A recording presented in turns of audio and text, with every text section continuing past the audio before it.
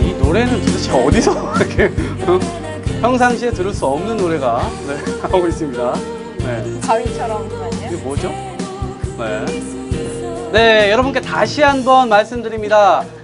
저희 대통령 후보와 관련된 공약 혹은 제안 이런 사안들이 있으면 SNS로 보내주시면 좋겠습니다. 네. 네. 오늘 그 수능 쪽집게 강사처럼 네. 말 많고 코가 신경 쓰입니다. 네. 이해하기 정말 복잡한 그 공약들을 한 큐에 정리해 주실 네. 김민수님과 장경태 씨 모셨습니다. 모셨습니다. 박수로 받겠습니다. 안녕하세요. 아, 예. 안녕하세요. 오늘 굉장히 바쁘실 텐데 어찌됐건 와주셔서 정말 감사하고요.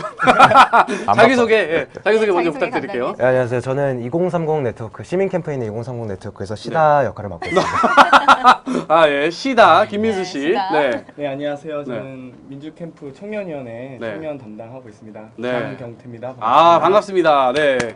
요즘 어떻게 바쁘세요? 네, 두 분께서 맡고 계신 일들은 무엇이고 왜 바쁜지 안 바쁜데요? 간단하게. 아, 그래요? 안 바빠요. 안 바빠요? 네, 장경태 씨는요? 요즘에 찌라시를 좀 만들었는데요. 아. 찌라시 열심히 배포하고 유권자들에게 좋은 정보를 전달하고자 그렇죠. 예, 네. 청년 정책 홍보단 활동했습니다. 네. 오늘 저희가 특별히 대선 공약 관련된 이야기를 좀 들어보려고 하는데 네.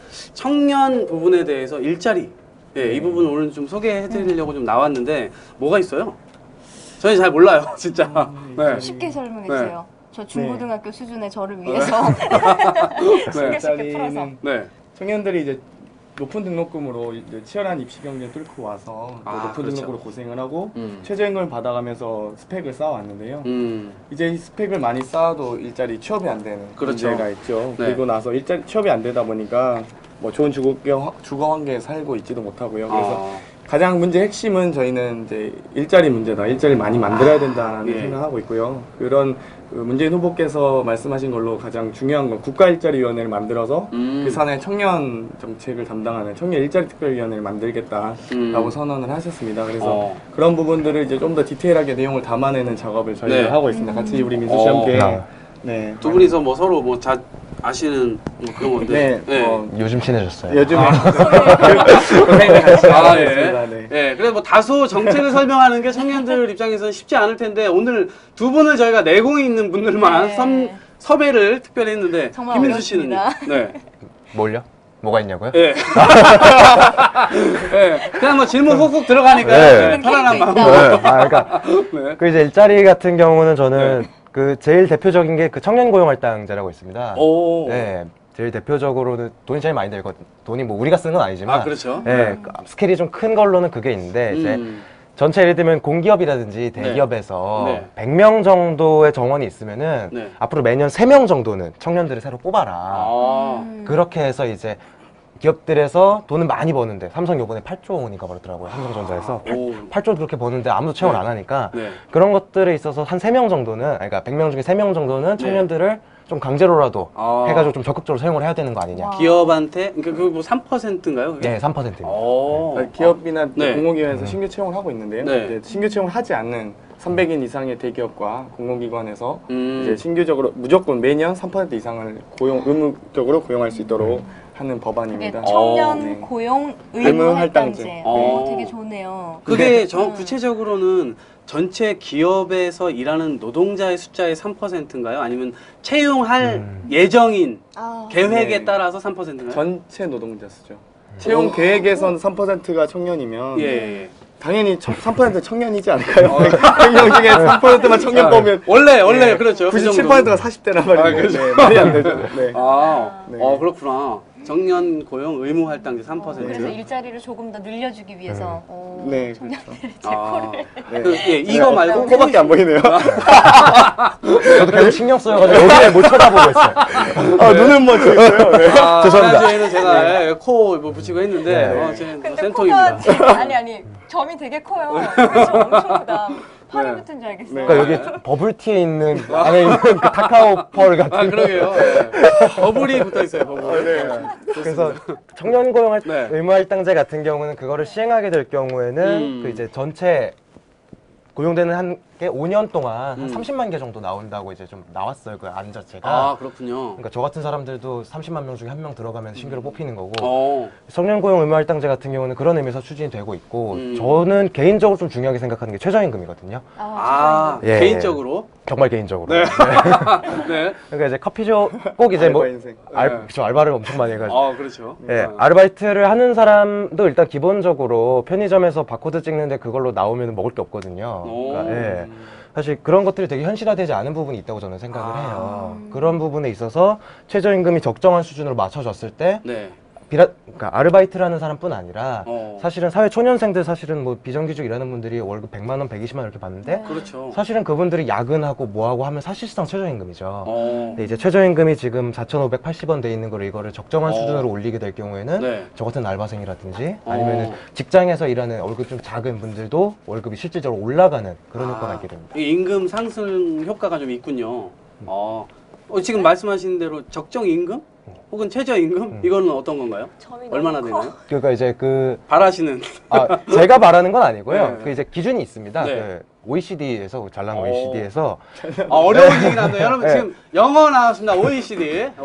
그 네. OECD에서 전체 그러니까 한 국가가 있으면은 네. 그 국가에서 전체 노동자의 평균 임금이 있을 거 아니에요. 그렇죠. 예, 우리나라 같은 경우는 뭐 200만 원, 200 얼마 이렇게 있을 예, 텐데 예.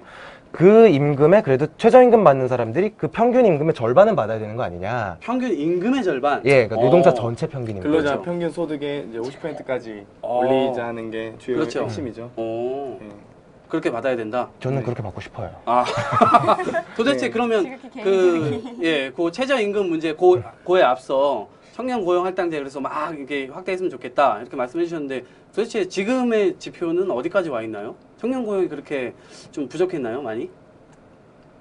MB 정부에서? 멘붕이죠. 저희는 당연한 질문이지만 저희는 몰라서 하는 질문이에요.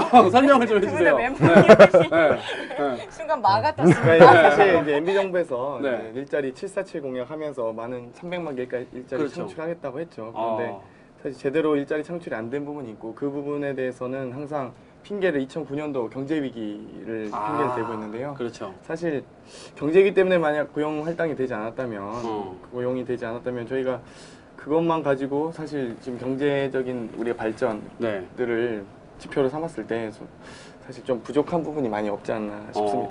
사실 민간 부분뿐만 아니라 공공 부분의 일자리들도 많이 창출할 수 있거든요. 그렇죠. 사실 근데 그런 부분들을 하지 않고 뭐 22조 이상의 돈을 네. 토목 사업에만 좀 많이 많이 쓰신 것 같습니다. 네, 장경태 씨께 한 번 더 질문 드릴게요. 네. 아까 초기에 말씀하실 때 뭐 국가 일자리위원회?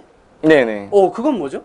이제 그 대통령 직속으로 국가가 네. 그 청년들의 일자리를 그 관장하고 관리하고 운영 감독하는 그것만 별도로? 그렇죠. 그래서 특별히 대부분 이제 노동부에서 보통 관리를 했었는데 노동부는 이제 전 지역의 어떤 근로자의 어떤 근로계약 관계라든가 그 노동 전반에 대한 사안을 다루고 있기 전세대를 때문에 아우르면서 예, 아무래도 청년들의 일자리 부분만 집중할 수 있는 그런 그 국가적인 기구를 만들어야 된다라는 고민이신 것 같고요. 예, 매우 유익하고 중요한 정책일 것 같습니다. 그렇구나. 네. 혹시 또 소개해 주실 정책 있으신가요? 저는 제 소개보다도 네. 그러니까 개인적으로는 그 박근혜 후보 공약에 대한 문제식이 조금 있거든요. 요거 지금 어려운 얘기 지금 들어가려고 합니다. 네. 그러니까 저는 사실은 문재인 후보, 저는 개인적으로 시민사회단체, 그러니까 청년 노동 네. 문제를 보는 시민사회단체 쪽에서 일을 하다고 하는데 보통 시민사회 쪽이 그러니까 내는 정책들이 좀 셉니다, 이게. 좀 센데 그렇죠. 제가 좀 당황한 거는 문재인 후보 캠프에 딱 왔을 때 그것들이 거의 복사 붙여넣기 해서 딱 있는 거예요. 그러니까 시민사회 쪽에서 요구하는 수준의 뭐 청년 고용 할당제라든지 최저임금 문제라든지 이런 것들에 있어서만큼은 저는 문재인 후보님의 어떤 청년 관련 일자리 공약만큼은 뭐라고 해야 되지? 흠잡을 곳이 없을 정도로 상당히 수준이 높다. 저는 이렇게 평가를 하고 싶은데 개인적으로 박근혜 후보님 같은 경우는 공약 자체가 제가 딱 읽자마자 딱 든 생각? 아무것도 안 하겠다는 거네? 이런 생각이 조금 들었어요. 내가 아무것도 안 하겠다는 거구나. 대표적으로 있는 게 그 K-무브라고 해서 자랑하고 다니시는데 K-무브? 네, K-무브. K-무브라고 해서 이제 청년들이 한국에서 취업이 안 되니까 외국으로 보내버리겠다. 보내서 뭐 이제 경제 영토를 넓히겠다 이런 공약을 발표를 하시는데 사실 이게 처음 나온 공약은 아니에요. 뭐냐면 우리 영험하신 지금 각하께서 네. 글로벌 인재 양성을 한다고. 그렇죠, 그렇죠. 네. 네. 하는 이제 고용노동부에서 추진했던 사업인데 5년 동안 700억 정도 썼거든요. 그 돈을. 아, 그 사업에. 네, 그 사업에 썼는데 그렇죠. 근데 그 700억 정도 썼는데 결과가 되게 개판으로 나왔어요. 그러면 공부시켜 준다 그랬는데 딱 컴퓨터 학원에 앉으니까 자습시키고 그다음에 이제 외국에 나가서 IT 업체 취직했다 그랬는데 알고 보니까 인도에 있는 PC방이었고 그다음에 뭐 이제 예를 들면 청년들 외국으로 일자리 보내겠다면서 막 그럴듯한 일자리인 줄 알았는데 뭐 네. 인도네시아 탄광에 보내버린다 이런 식으로 해서 굉장히 문제가 많은 정책. 그러니까 박근혜 후보는 하필이면 우리 각하가 쓴 정책 중에서 네. 가격 대비 성능비가 가장 안 나오는 정책을 지금 쓰겠다고 하고 있는 거거든요. 저는 이런 게 가장 메인 정책인 걸 보면서 아무것도 안 하겠다는 거구나 이분께서. 저는 개인적으로 마음이 좀 아팠습니다. 뭐 마음 아프신 정책 있으셨나요? 저는 뭐 사실 네. 별로 그 정책들이 보면서 네. 진짜 실효적인 정책이 없기 때문에 뭐 사실 별로 이렇게 크게 고민하지 않고 있는데요. 사실 네.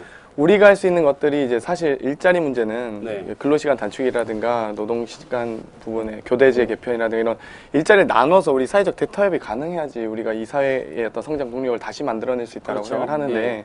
현재 가지고 있는 실물 경제는 사실 뭐 급격히 늘어날 수가 없기 때문이죠. 그래서 우리가 이제 이런 부분들을 같이 좀 논의하는 게 가장 중요한 것 같고요. 그래서 방금 말씀드렸듯이 뭐 세대별로 일자리를 나눠서 네. 정말 우리가 함께 고통을 분담하고 또 청년 세대들에게 일자리를 제공하는 네. 그런 정도의 우리가 노력을 해야면 더 좋지 않을까라는 근데 생각이 문재인 후보께서 하신 공약이 그럼 뭡니까? 그 일자리를 나누기 위해서 하는 게. 근로시간 단축하고요. 네. 그다음에 2교대를 3교대로 개편해서 좀 일자리를 나누자 함께 네. 예, 그런 공약이 있죠. 그리고 소정 근로시간과 그러니까 뭐 40시간 그리고 추가 근로시간을 이상 하고 있는데요. 요즘에 다들 이제 저녁이 있는 삶을 꿈꾸고 그렇죠. 있지만 안 되고 있죠. 네. 주말이라도 좀 네. 있었어요. 좋겠네요. 주말도 없고 저녁도 없고. 그래서 야근도 너무 많이 하고 있는데 그런 부분들 조금만 줄이고 조금만 다른 고용만 할당할 수 있다면 사실 그런 부분들은 많이 해결되지 않을까 생각합니다. 그러니까 한 사람이 굉장히 오랫동안 일을 하는데 그거를 좀 줄임으로 인해서 다른 사람들이 그 좀 몫을 일을 할 수 주는 있도록. 거죠. 다른 사람에게 몫을 주는 그렇죠. 네. 네. 네. 그러니까 이제 네. 그 지금 근로기준법상 그러니까 근로시간을 줄인다는 게요. 지금 네. 법정 근로시간이 40시간 되어 있는데 네. 사실 이거를 줄이다는 안은 아닙니다. 사실. 그러니까 그렇죠. 이거를 줄일 필요가 있는 상황은 아니다. 왜냐면은 지금 주 40시간이라고 해놓고 실제로 근무하는 시간은 막 50시간, 그렇죠. 60시간 이렇게 넘어가는 거잖아요. 그리고 이제 최대로 일할 수 있는 시간이 52시간인데 법적으로요? 예, 법적으로 연장 근로를 아무리 맥시멈으로 해봤자 52시간인데 그렇죠. 이거를 오버하시는 분들이 정말 많아요. 맞아요. 200만 명, 300만 명 이렇게 되는데 이것만 법적으로 허용할 수 있는 범위까지만 줄여놔도 52시간에 맞춰서 줄여놔도 일자리가 70만 개 정도 나온다. 그러니까 그 지금 공약의 골자는 어찌됐건 법을 지키도록 좀 유도하는 측면이 좀 있네요. 법만 지켜도 좀 이렇게 많이 늘어나는 측면이 있는 그렇죠. 겁니까? 네. 오, 이제 그런 것에 대한 관장을 뭐 아까 얘기하셨던 그 국가 네. 일자리위원회에서도 할 수 있겠죠. 네, 그렇구나. 일단 그렇게 보면 청년들에게 기회가 올 수 있다는 말입니까? 계속 웃으시는데 이건 버블티 때문에. 예, 위치를 저희 셋도 모르게 본인 혼자 위치를 바꿨어요. 너무 처음에- 못생긴 것 같아서 네. 바꿔봤는데 말을 못하겠네요. 예. 자기 혼자 오늘 제가 얼마나 지난주에 핍박을 많이 받았는지 한번 느껴보세요. 네.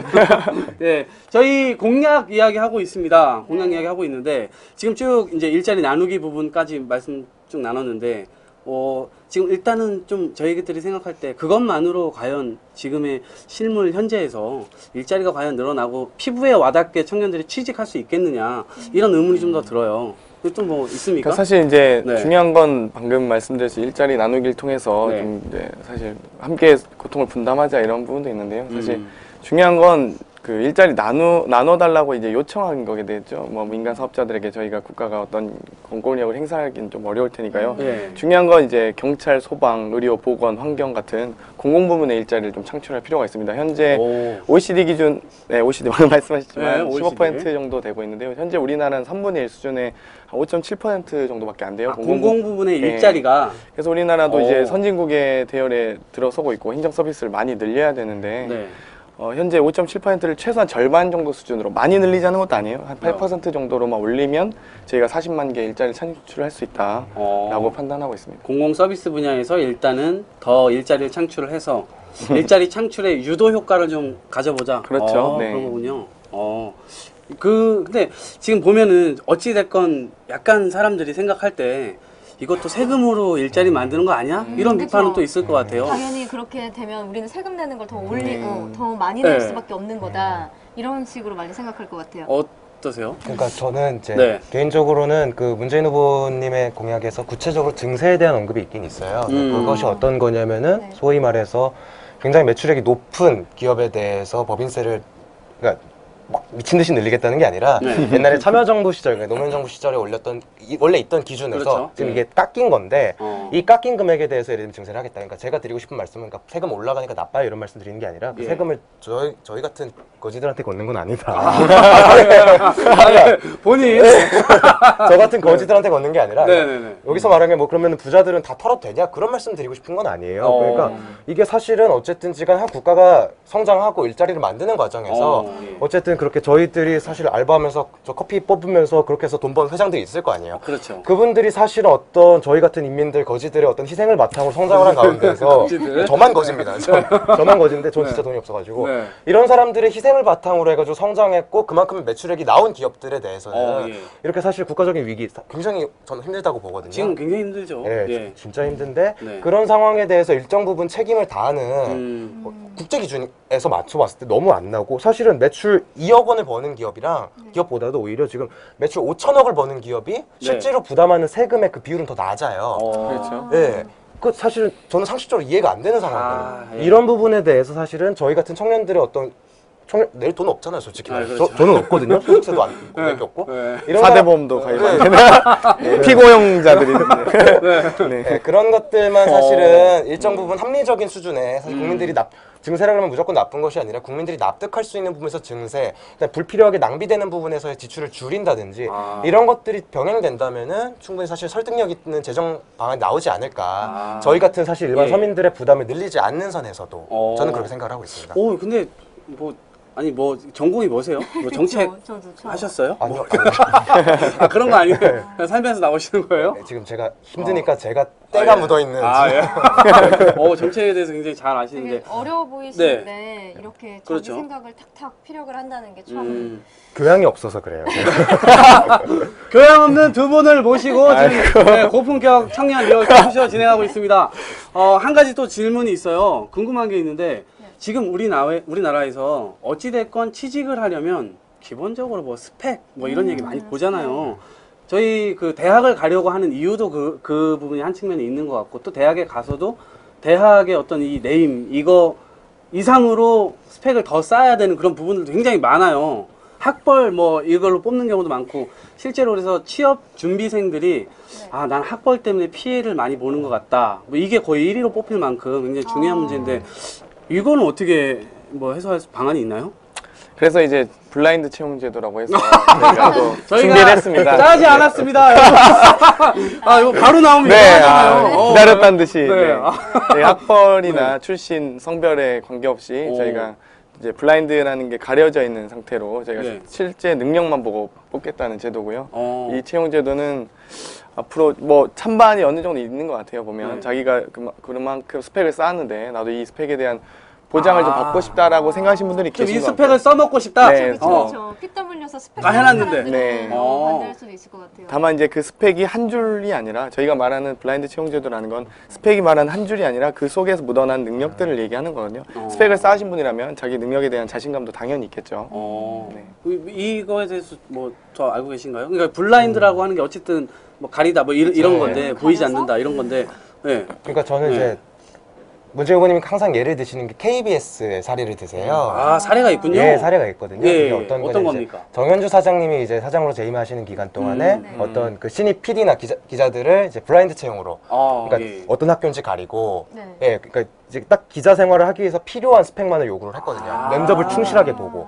그러니까 불필요한 것들 빼버리고 그렇죠. 필요한 것만 필요한 인재들을 뽑겠다 이런 면접을 좀 더 충실하게 보고 예, 그 사람의 예. 직무 능력을 보는데 조금 더 집중을 했어요. 결과적으로 사실은 그전에는 10명을 뽑으면 막 8명, 9명이 스카이 출신이었는데 그렇죠. 거기서 필터링이 되잖아요, 서류 자체가. 그렇죠. 근데 이제 그거를 하고 나서는 10명 중에 스카이가 2명? 3명? 그러니까 사실은 진짜로 그 안에서 필요한 인재들이 그 학벌이나 어떤 스펙으로 인해서 날아가는 것이 아니라 어. 그 과정에서 충실하게 반영이 됐다. 사실 이런 좋은 사례들을 봤을 때 사실 어떻게 토익 몇 점 나왔고 이게 뭐 네. 물론 좋지만 중요하지만 본질은 아니잖아요. 음. 그런 점에서 이런 것들이 좀 개선되는 방향으로서 저는 적절하다고 생각합니다. 오, 이게 그러니까 외형적으로 보이는 어떤 이 스펙보다도 그 스펙에 내부적으로 얼마나 충실했는가를 더 살펴보는 채용 제도군요. 이게 적용되는 과정에서는 뭐 문제점이 없을까요? 네. 네. 근데 진짜 문제점. 이런 게 도입이 된다고 하면 네. 굳이 명문대를 가려고 막 자살까지 하고 수능 성적이 비관하고 그런 것도 많이 있을 것 같아요. 그쵸? 아, 예, 지금 예, 제가 뭐 웃은 이유는 그냥 코 옆에 뭐가 자꾸 붙어 있어가지고. 네. 내가 아, 좋은 말씀 해주셨는데 진짜 그런 의미가 있을 것 같네요. 그쵸. 네. 네, 입시 경쟁에서 조금 더 자유로워질 수 있다는 건 좋은 것 같고요. 그 아이들이 우리보다 네. 진짜 제 때보다 더 스트레스 많이 받는 것 같아요. 제 그렇죠. 실적도 종기가 났어요. 아, 중3인데 네. 공부를 하다가 네, 여성분이 종기가 이만한 거 났다고 저번 시간에. 이만한 건 좀 오바다. 네. 네, 아무튼 네. 네, 참 좋은 거네요. 네. 그렇죠? 근데 네. 이것이 어쨌든 대통령 후보가 어떻게 하겠다는 겁니까? 기업에다가 뭐 이렇게 해라 뭐 이런 겁니까? 그러니까 이력서 양식을 만들거나 표준 이력 제도 같은 걸 도입할 수 있겠죠. 가능하고요. 아, 그러니까, 법으로? 예, 그렇죠. 이력서를 그 양식을 만들면 네. 되고요. 국가 양식으로 뭐 지정해서라도 시행은 가능한 것 같습니다. 아, 그렇게 하면 굉장히 쉬운 문제네요. 이거 뭐 어려운 문제가 아니네요. 네. 네. 그렇구나. 저는 근데 이제 스펙 예. 같은 경우는 저는 본질적으로 네. 사실 스펙을 쌓는 게 취업을 하려는 사람이 많은데 들어가려는 일자리는 적고 저는 요게 사실은 이 입구가 좁아가지고 경쟁이 생기는 거잖아요. 그쵸. 일자리 가격이 뛰니까 몸값을 높여야지 들어갈 수 있는. 저는 일단 본질적으로는 그 문제라고 생각을 해요. 사실은 이런 어떤 직무 능력을 보는 어떤 취업 과정에서의 개선과 그다음에 일자리를 창출하기 위한 노력들이 같이 병행이 됐을 때 저는 시너지가 난다고 생각을 하고요. 그렇죠. 여기서 저는 사실 또 한 가지 개인적, 시간이 되는지 모르겠는데 네. 박근혜 후보가 스펙 초월 네. 채용 시스템을 초월. 네, 스펙 초월하겠다고 예. 어떻게 하겠다. 요걸 보니까 저를 예를 들면은 제가 고졸인데요. 네. 고졸인데 저를 넣으면은 여기서 교육을 시켜주고 네. 그 인재풀로 넣겠다는 얘기예요. 그러니까 아까 말씀드렸던 그 외국으로 보내버리겠다 이후로 이게 두 번째로 센 건데 내용은 없거든요. 개인적으로는. 근데 일단은 저를 그렇게 해서 교육을 시킨 다음에 어디 일자리 알아주겠다. 근데 이게 저는 레토릭이라는 거죠. 그냥 사실 봤을 때. 또 두 분 다 스펙 경쟁을 완화시키겠다고 했을 때 한 분은 블라인드 채용을 나왔고 한 분은 스펙 초월 센터를 만들겠다. 근데 그 센터를 만들어서 교육시키고 취업을 시키겠다는데 근데 이것도 지금까지 고용노동부에서 계속 해왔던 취업센터에서 교육시켜서 보내고 사실은 원래 있었던 취업지원센터가 있죠. 네. 그 부분에서 사실은 그 정도 수준을 하겠다는 걸 가지고 이거가 있으면 청년들의 어떤 삶이 획기적으로 개선될 거다라고 말하는 게 어떤 대선 후보의 공약으로 나오기에는 조금 저는 너무 소박한 거 아닌가. 요만큼의 내용 가지고 와가지고 스펙을 초월시켜줄게 이렇게 하는 거거든요. 저는 여기에 대해서도 사실 좀 고민이 있습니다. 네. 고민이 굉장히 많으시죠. 지금 말씀하시는 중에 좀 깜짝 놀랐어요. 그러니까 저도 좀 선입견이 작용한 걸 수도 있는데 굉장히 똑똑하시네요. 네. 교과서 위주로. 혹시 뭐 혹시 뭐 유명한 외국의 어떤 고등학교 나오신 거 아니에요? 네? 자, 안산에 있는 그 산동네 와동이라는 동네. 안산. 네. 그렇구나. 야, 지금 박식하게 얘기를 많이 잘 해주시고 계신데, 그쵸. 네, 그 장영태 씨에게 네. 좀 여쭤볼게요. 그럼 지금 방금 말씀하신 스펙 초월 어찌 됐건 간에 뭐 이렇게 청년들을 지금 교육시키고 혹은 이 취업을 준비하는 과정에서 힘든 측면들이 굉장히 많잖아요. 네. 그렇죠. 그런 것들은 뭐 이렇게 틈새 전략 이런 건 없나요? 사실 그래서 이제 취업 구직자들에게 네. 이제 좀 지원을 해보자라는 고민이 있고요. 그러니까 사실 취업을 준비하는데도 사실 많은 비용이 소모되고 있죠. 하다못해 네. 책을 사서라도 공부를 해야 되니까요. 그래서 그 뭐 취업 지원 준비금 제도를 만들어서 최저임금의 50% 정도를 지원하자라는 공약이 사실 있습니다. 네. 저희는 짜지 않았는데 뭐 찔르면 나와 그냥 찔르면 나와. 그만큼 일자리 정책이 많다. 사실 저도 그 많은 정책들 다 외우지는 못하겠어요. 너무 쏟아져 나오고 있는데 대통령 되시면 일자리 문제 해결될 수 있습니다. 네. 다행. 그 좀 구체적으로 들어가 볼게요. 뭔가요? 지금 방금 말씀. 그러니까 사실은 구직 과정에서 말씀하셨지만 예. 스펙 쌓기 위해서 굉장히 많은 돈이 나가거든요. 네. 저도 개인적으로 본 자료가 있는데 한 사람이 취업을 하기 위해서 그 이력서를 채우는 비용이 네. 대학 등록금, 토익, 뭐시기 해서 네. 자격증. 이것들이 한 4,300만 원 정도 된다. 오. 그럼 이 돈이 어디서 나오느냐? 부모님의 등골을 빼먹거나 아니면 이제 대출을 받거나 심지어 진짜로 빚을 지게 되는군요. 예, 취업 준비를 하기 위해서 대출까지 받아야 되는 이런 상황. 오. 그러니까 사실 너무 급하니까 내가 충분하게 공부하거나 준비하지 못한 채 그냥 묻지마 취업으로 그냥 아무 데나 또 들어가 버리고 네, 이런 것들이 좀 악순환이 반복된다. 아무데나 들어가면 예, 좋죠. 아무데나도 들어가면 좋죠. 네, 그렇죠. 예, 뭐 보통 그냥 편의점에서 바코드 찍거나 네. 뭐 이런 식인 거죠. 당장 살아야 되니까.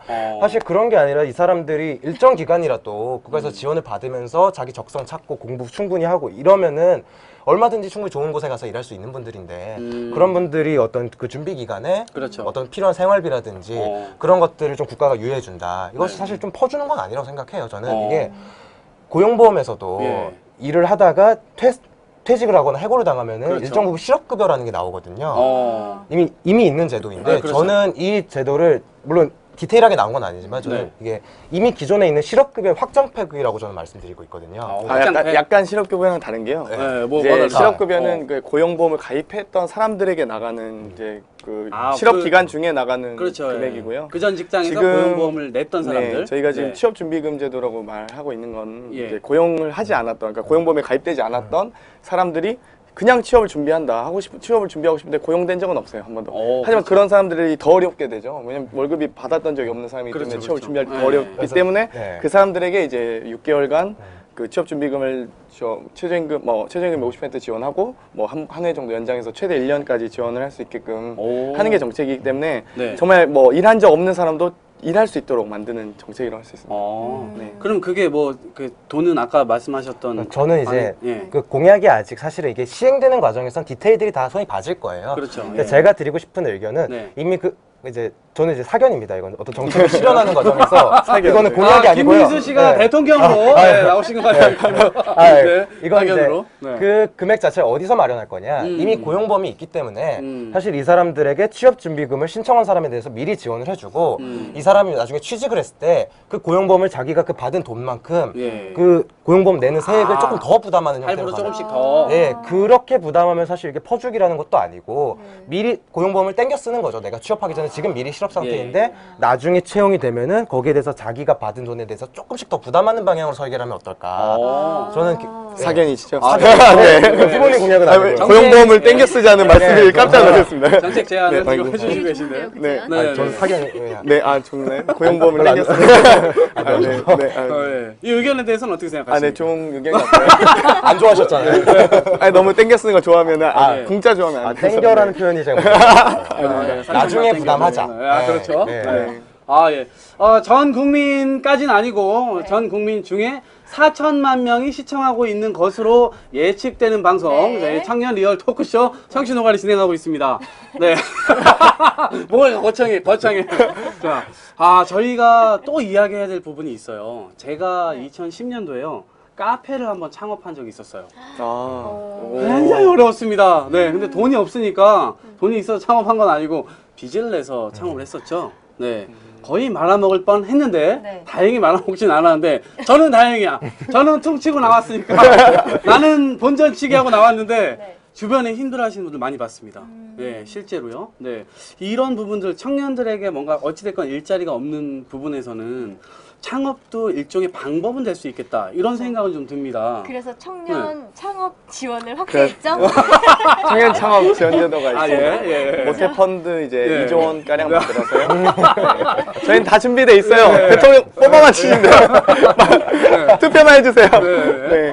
어떤 겁니까? 그래서 이제 청년 창업 준비 지원금을 만들어서 모태펀드 2조 원에서 발생되는 수익과 이자 수익 등으로요. 이제 최소한 창업을 할 때 그 대출을 받다 보면 그 가게 할 때도 이제 아무래도 이자 부담 때문에 제대로 된 영업 활동이 안 되는 것 같아요. 그래서 그런 부분들 조금 그 보조하고자 이제 그 창업 시에 대출을 좀 무이자에 가깝도록 네, 지원하는 제도입니다. 근데 모태 펀드라고 하는 게 일단은 그 누가 펀드하는 겁니까? 국가가 이제 펀드를 만들어서 조성하는 기금을 거죠. 조성을 네, 해서 기금을 조성하는 그걸 거죠. 가지고 장기적으로 계속해서 네. 이제 좀 뭐 신용보증기금 뭐 이런 식으로 청년 창업보증기금이겠죠. 뭐 그런 형태가 될 것 같은데요. 아까 말씀하셨던 2030 일자리위원회와 거의 비슷한 성격의 청년 특화된 정책이군요. 그렇죠. 그건 약간 이제 공기업화 되겠죠. 아무래도 기금은. 네. 뭐 형태는 아마 세부적인 논의가 있어야겠지만. 그렇죠. 네. 아무튼 그런 정책들이 좀 되면 좋겠네요. 일단은 투표만 나처럼, 하시면 네. 가능합니다. 나처럼 퉁치고 나오는 일보다 돈을 좀 많이 벌어서 네. 고용도 창출하고 이런 일들이 좀 벌어졌으면 좋겠는데 저희가 또 시간이 이게 저희가 2시간 너무 짧습니다. 진짜 짧네요. 근데, 오늘 좀 네. 제가 듣기는 다소 좀 어려운 부분도 그저 네. 계속 쏟아내시다 보니까 이 두 분이 엄청난 조금만 공약을 분들이신데요. 간단히 좀 네. 정리를 해주셨다. 네. 네. 지금 쭉 말씀하셨던 네. 부분 다 정리하실 필요는 없습니다. 그죠. 주된 거로. 철학적인 부분 두 분께서 전공이신 것 같아요. 네. 철학적인 부분 사견으로. 네. 사견이고요. 네. 일단 저는 그러니까 문재인 후보님 공약을 말씀드렸지만 저는 아까도 말씀드렸다시피 완성도가 굉장히 높은 정책이다. 그냥 일자리를 막 300만 개 퍼주겠다 이런 공약이 아니라 일자리를 합리적으로 설득력 있게 만들 수 있는 부분은 만들고 그다음에 지금 일자리가 비단 부족한 것뿐만 아니라 일자리의 질이 굉장히 떨어지는 게 큰 문제이기 때문에 그렇죠. 일자리의 숫자뿐만 아니라 일자리의 질을 수준을 높여서 우리 청년들이 일을 하면서 내가 미래를 설계할 수 있는 어떤 애도 낳고 결혼도 하고 네. 이런 것들이 가능한 일자리까지 어떤 질을 끌어올리는 수준까지 굉장히 완성도가 높게 준비되어 있다. 저는 이렇게 좀 평을 남기고 싶어요. 네. 예. 좋습니다.